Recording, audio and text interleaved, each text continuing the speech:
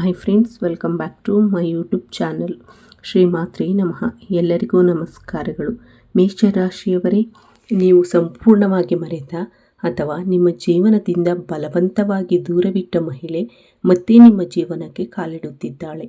ಬುಧವಾರ ಜುಲೈ 8 ರಾತ್ರಿ 9:50 ಆ ಸಮಯದಲ್ಲಿ ಅವಳು ನಿಮಗೆ ಹೇಳುವ ಮಾತುಗಳು ನಿಮ್ಮ ಹಿಂದಿನದನ್ನು ಕೆದಕುತ್ತವೆ.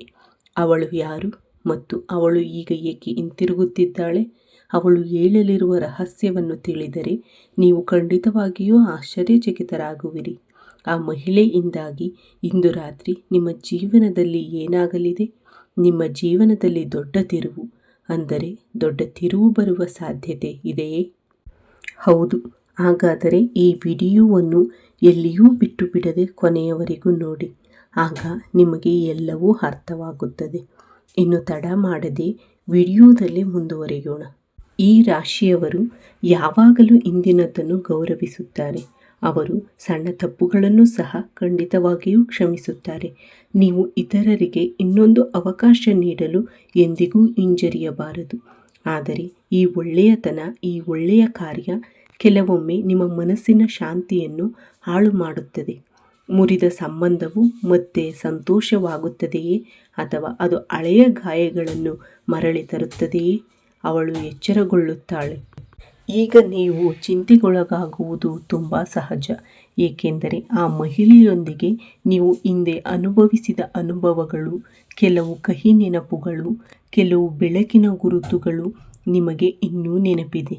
ಅದರ ನಂತರ ನೀವು ನಿಮ್ಮ ಭವಿಷ್ಯದತ್ತ ಗಮನ ಹರಿಸಿದ್ದೀರಿ.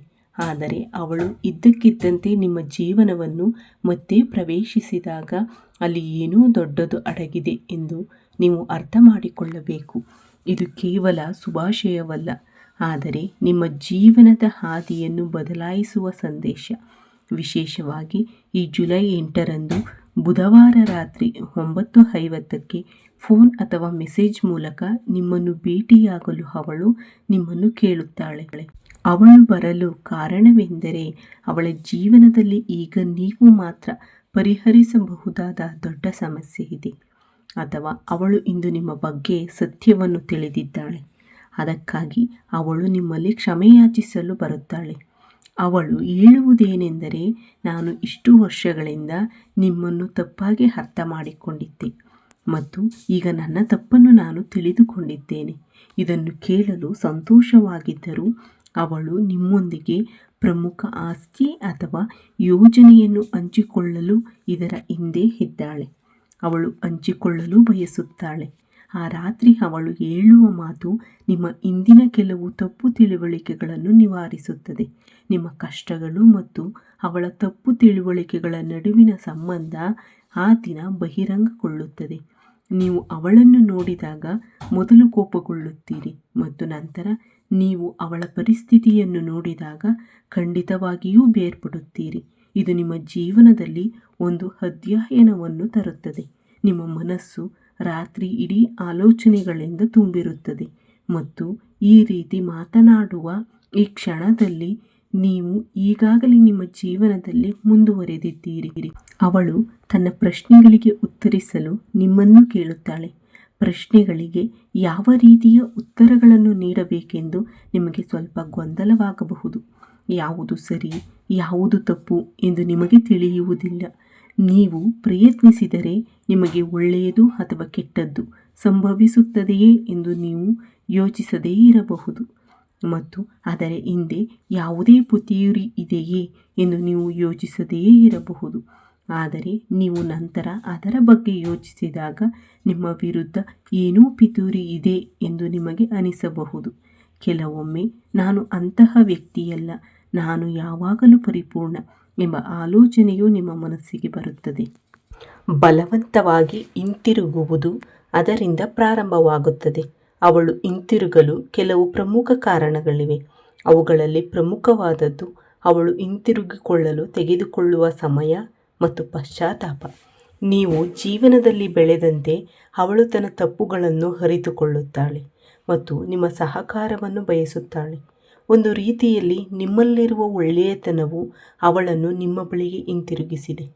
ನೀವು ಮತ್ತೆ ಕ್ಷಮಿಸುವಿರಿ ಮತ್ತು ನೀವು ಎಲ್ಲ ವಿಷಯಗಳಲ್ಲಿ ಒಟ್ಟಿಗೆ ಮುಂದುವರಿಯುವಿರಿ ಎಂಬ ನಂಬಿಕೆ ಅವಳಿಗಿದೆ. ಮತ್ತು ಇದಕ್ಕೆ ಇನ್ನೊಂದು ಕಾರಣವೆಂದರೆ ಇಂದಿನ ಗ್ರಹಗಳ ಸ್ಥಾನ ಮತ್ತು ಬುಧ ಸಂವಹನದ ಅಂಶವಾಗಿದೆ. ನಿಮ್ಮ ರಾಶಿ ಚಕ್ರದ 10ನೇ ಮನೆ ಬಲವಾಗಿದ್ದಾಗ ಅದು ಹಳೆಯ ಸಂಬಂಧಗಳನ್ನು ಪುನರ್ಜೀವನಗೊಳಿಸುವ ಮತ್ತು ಇಂದಿನ ಸಂದೇಶಗಳನ್ನು ಸ್ವೀಕರಿಸುವ ಸೂಚನೆಯಾಗಿದೆ. ಗ್ರಹಗಳ ಸ್ವಭಾವದಿಂದಾಗಿ ಹಳೆಯ ವಿಷಯಗಳನ್ನು ತಿರಸ್ಕರಿಸಲು ಮತ್ತು ಅವುಗಳನ್ನು ಸಂಪೂರ್ಣವಾಗಿ ಪರಿಹರಿಸಲು ನಿಮಗೆ ಅವಕಾಶವಿರುತ್ತದೆ. ಅಲ್ಲದೆ ಇದಕ್ಕೆ ಕೆಲವು ಪ್ರಯೋಜನಗಳಿವೆ. ಈ ಆಗಮನದಿಂದ ನೀವು ಹಿಂದೆ ಅನುಭವಿಸಿದ ಮಾನಸಿಕ ನೋವನ್ನು ಸಂಪೂರ್ಣವಾಗಿ ತೊಡೆದುಹಾಕುತ್ತೀರಿ. ಆಕೆಯ ಆಗಮನದಿಂದ ನಿಮಗೆ ಅರ್ಹವಾದ ಹಕ್ಕು ಅಥವಾ ಆಸ್ತಿಯನ್ನು ಮರಳಿ ಪಡೆಯುವ ಸಾಧ್ಯತೆ ಇದೆ. ನಿಮ್ಮ ಮನಸ್ಸಿನಲ್ಲಿರುವ ಕತ್ತಲೆ ಸಂಪೂರ್ಣವಾಗಿ ದೂರವಾಗುತ್ತದೆ. ನೀವು ಅವಳನ್ನು ಭೇಟಿಯಾದಾಗ ನೀವು ವಿಶೇಷವಾಗಿ ಕೆಲವು ಮುನ್ನೆಚ್ಚರಿಕೆಗಳನ್ನು ಅನುಸರಿಸಬೇಕು ಮತ್ತು ಕೆಲವು ಪರಿಹಾರಗಳನ್ನು ಸಹ ಅನುಸರಿಸಬೇಕು. ಏಕೆಂದರೆ ನೀವು ಅವಳನ್ನು ಭೇಟಿಯಾದಾಗ ಭಾವನಾತ್ಮಕವಾಗಿ ವರ್ತಿಸಬೇಡಿ ಮತ್ತು ಯಾವುದೇ ನಿರ್ಧಾರವನ್ನು ಎಚ್ಚರಿಕೆಯಿಂದ ತೆಗೆದುಕೊಳ್ಳಿ. ಇಂದು ವಿಶೇಷವಾಗಿ ಬುಧವಾರ ಬೆಳಿಗ್ಗೆ ಪರಿಹಾರವಾಗಿ ಗಣೇಶನಿಗೆ ಗರಿಕೆಯನ್ನು ಅರ್ಪಿಸಲು ಮರೆಯದಿರಿ. ಅದರ ನಂತರ ಓಂ ಗಂ ಗಣಪತಿಯೇ ನಮಃ ಎಂಬ ಮಂತ್ರವನ್ನು 118 ಬಾರಿ ಅಥವಾ 108 ಬಾರಿ ಜಪಿಸುವುದರಿಂದ ನಿಮಗೆ ಉತ್ತಮ ಫಲಿತಾಂಶಗಳು ದೊರೆಯುತ್ತವೆ. ಇದು ನಿಮ್ಮ ಜೀವನದಲ್ಲಿ ಬರುವ ಯಾವುದೇ ನಕಾರಾತ್ಮಕ ಶಕ್ತಿಗಳನ್ನು ತಡೆಯುತ್ತದೆ ಮತ್ತು ನಿಮ್ಮ ಜೀವನಕ್ಕೆ ರಕ್ಷಣಾತ್ಮಕ ಗುರಾಣಿಯಾಗಿ ಕಾರ್ಯನಿರ್ವಹಿಸುತ್ತದೆ. ಪ್ರತಿಯೊಂದು ಕೆಲಸದಲ್ಲೂ ದೈವಿಕ ಇಚ್ಛೆಯನ್ನು ಹೊಂದಿರುವುದೂ ಸಹ ಬಹಳ ಮುಖ್ಯ ಎಂಬುದನ್ನು ನೆನಪಿನಲ್ಲಿಟ್ಟುಕೊಳ್ಳಿ. ಭೂತಕಾಲವು ನಮ್ಮನ್ನು ಎಂದಿಗೂ ಬಿಡುವುದಿಲ್ಲ. ಅದು ಯಾವಾಗಲೂ ಒಂದಲ್ಲ ಒಂದು ರೂಪದಲ್ಲಿ ನಮ್ಮನ್ನು ಭೇಟಿಯಾಗುತ್ತದೆ. ಜುಲೈ 8ರಂದು ಆ ಮಹಿಳೆಯ ಆಗಮನವು ನಿಮ್ಮ ಜೀವನದಲ್ಲಿ ಕೆಲವು ಪರದೆಗಳನ್ನು ತೆಗೆದುಹಾಕಲಿದೆ. ಆ ರಹಸ್ಯವನ್ನು ತಿಳಿದುಕೊಳ್ಳಿ ಮತ್ತು ಅದರಿಂದ ಪಾಠ ಕಲಿಯಿರಿ. ನಿಮ್ಮ ಜೀವನವು ನೀವು ಇಷ್ಟಪಡುವ ರೀತಿಯಲ್ಲಿ ಹೋಗಬೇಕೆಂದು ನೀವು ಬಯಸಿದರೆ ಹಳೆಯ ಶುಭಾಶಯಗಳನ್ನು ಬುದ್ಧಿವಂತಿಕೆಯಿಂದ ನಿಭಾಯಿಸಿ.